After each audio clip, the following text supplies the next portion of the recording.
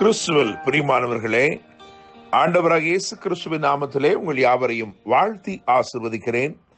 இந்த நாளுக்கு என்று தேவன் நமக்கு அருளி இருக்கும் ஜீவ வார்த்தை யோபின் புஸ்தகம் 38 அதிகாரம் 11 வசனத்தின் ஒரு பகுதியாயிருக்கிறது.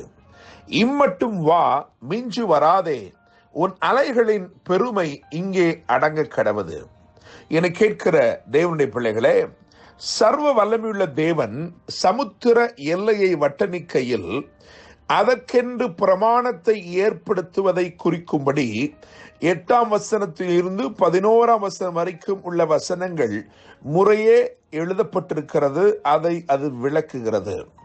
அதிலிருந்து ஒரு வசனத்தை கர்த்தர் இன்றைக்கு வாக்குத்தத்தமாய் அருளியிருக்கிறபடினால் நான் நம்புகிறேன், விசுவாசிக்கிறேன், இந்த நாளிலே உங்கள் வாழ்க்கையில் மிதமின்றி எழும்பி நிற்கும் போராட்டங்கள் எதுவாயிருந்தாலும் அவைகளை தேவன் இன்றைக்கு அடங்க பண்ணுகிறார். கொந்தளிப்புகள் எல்லாவற்றையும் அமர்த்துகிறார். மிகுந்த சமாதானத்தை உண்டாக்குகிறார். தேவனுடைய பிள்ளைகளே, இந்த யோபின் வார்த்தைகளை கவனிக்கும் பொழுது இதிலே தேவன் உத்தரவு அருளினார் என்று எழுதியிருக்கிறது.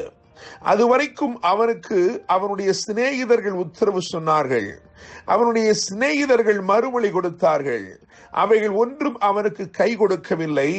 ஆனால் இந்த 38 அதிகாரத்திலே கர்த்தர் பெருங்காற்றில் இருந்து யோபுக்கு உத்தரவு அருளினார் என்று எழுதியிருக்கிறது. எனவே நான் நம்புகிறேன், விசுவாசிக்கிறேன், இந்த நாளிலே தேவனிடத்திலிருந்து பிரதானமான உத்தரவுகள் உங்களுக்காக வெளிப்படுகிறது. கர்த்தர் உங்கள் சூழ்நிலைகள் எதுவாயிருந்தாலும், சீறி நிற்கும் எதிர்ப்புகள் எதுவாயிருந்தாலும் அவைகள் இந்த நாளிலே அடங்க பண்ணுகிறார். தேவனுடைய பிள்ளைகளே, மாத்திரமல்ல, பெருங்காற்றில் இருந்து உத்தரவு அருளினார் என்று எழுதியிருக்கிறதே. எனவே காற்றையும் கடலையும் சம்பந்தப்படுத்தி ஒரு 3 காரியங்களை உங்களுக்கு நான் இந்த நாளிலே வேதத்திலிருந்து எடுத்துரைக்க விரும்புகிறேன். காற்றையே அவர் மறுமொழியாக அனுப்பி, காற்றையே உத்தரவாக அனுப்பி, அந்த காற்றை கொண்டே தேவன் செய்த பலத்த கிரியைகளை உங்களுக்கு முன்பதாய் வரிசைப்படுத்த விரும்புகிறேன். நான் இதிலே மிகவும் கவனமாய் காற்றையும் கடலையும் சம்பந்தப்படுத்திய பேசும்படிக்கு விரும்புகிறேன். காரணம், இந்த 38 அதிகாரத்திலே நீங்கள் கவனிக்கும் பொழுது கர்த்தர் எப்படியாக சமுத்திரத்தின் எல்லையை வட்டணித்து வைத்திருக்கிறார் என்பதை மிகவும் அழகாய் 8வது வசனத்தில் இருந்து விவரமாய் விவரிக்கிறது. கற்பத்திலிருந்து உதிக்கிறது போல் சமுத்திரம் புரண்டு வந்தபோது அதை கதவுகளால் அடைத்தவர் என்று எழுதியிருக்கிறது.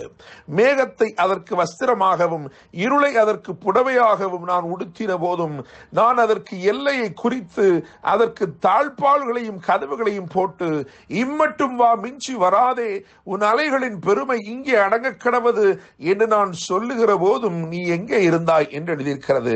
எனவே கர்த்தர் சமுத்திர எல்லையை, அதாவது கொந்தளிக்கும் காரியங்களுக்கு ஒரு எல்லையை குறித்து அதை அடங்க பண்ணுகிற இந்த காரியத்தை வாக்கு பண்ணியிருக்கிறபடினால் காற்றையும் கடலையும் சம்பந்தப்படுத்தி ஒரு 3 காரியங்களை முன்பதாய் வரிசைப்படுத்த விரும்புகிறேன். முதலாவதாக யாத்ராமத்தின் புஸ்தகம் 14 அதிகாரம் அதன் 21 வசனத்தை கவனித்து பார்க்கும் பொழுது காற்றை கொண்டு கர்த்தர் கடலிலே ஒரு பாதையை ஏற்படுத்துவதை பார்க்கலாம்.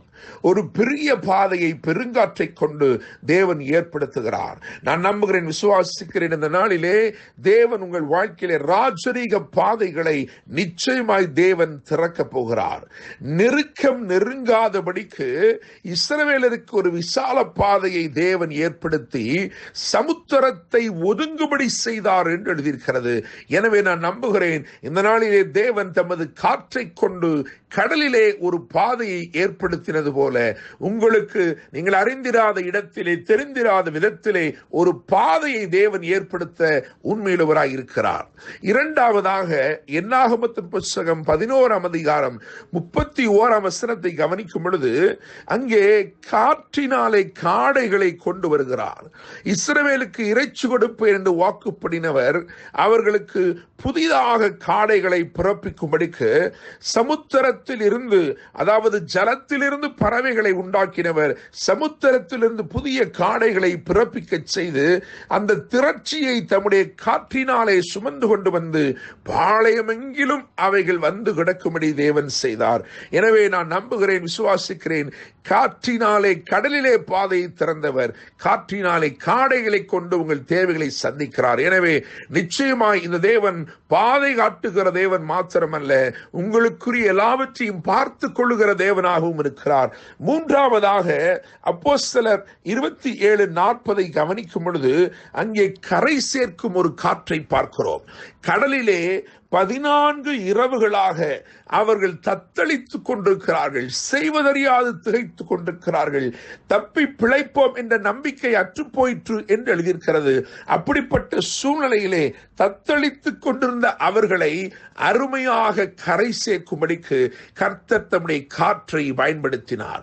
கடலிலே தவித்து அவர்களுக்கு காற்று கை கொடுத்தது. என கேட்கிற தேவனுடைய பிள்ளைகளே, இந்த நாளிலே கடலிலே காற்றை கொண்டு ஒரு பாதை, கடலில் இருந்து காடைகளை கொண்டு வந்து போஷித்தார். மாத்திரமல்ல, கடலிலே தவித்தவர்களை காற்றை கொண்டு கரை சேர்த்தார். எனவே நான் நம்புகிறேன், விசுவாசிக்கிறேன், இந்த நாள் கர்த்தர் உங்களுக்காக ராஜரீக பாதைகளை திறக்கும் ஒரு நாளாய் இருக்கிறது. இந்த நாள் கர்த்தர் உங்களை திரட்சியை கொண்டு திருப்தியாக்குகிற, திரட்சியான நன்மைகளினாலே திருப்தியாக்குகிற ஒரு நாளாய் இருக்கிறது. இந்த நாள் நிச்சயமாக கர்த்தர் உங்களை கரை சேர்த்து தாம் எங்கே நீங்கள் போய் சேர வேண்டும் என்று நினைக்கிறாரோ அந்த மகிமையான கரைகளை நீங்கள் சென்றடையும்படிக்கு தம்முடைய காற்றை கொண்டு கர்த்தர் அற்புதங்களை செய்கிறார். இன்றைக்கு தேவன் நம் கருளின வார்த்தையை கவனிப்போம். இம்மட்டும் வா, மிஞ்சி வராதே, உன் அலைகளின் பெருமைகள் இங்கே அடங்க கடவது. கர்த்தர் தாம் இந்த வார்த்தைகள் மூலமாக உங்களை ஆசீர்வதிப்பாராக. என்றும் அன்புடன் pastor Daniel Moses. God bless you.